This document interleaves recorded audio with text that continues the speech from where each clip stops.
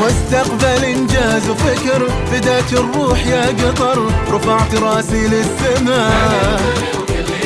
اقسمنا واخذنا عهد، نبني ونعمر هالبلد، وكل من فيها العالم شهد.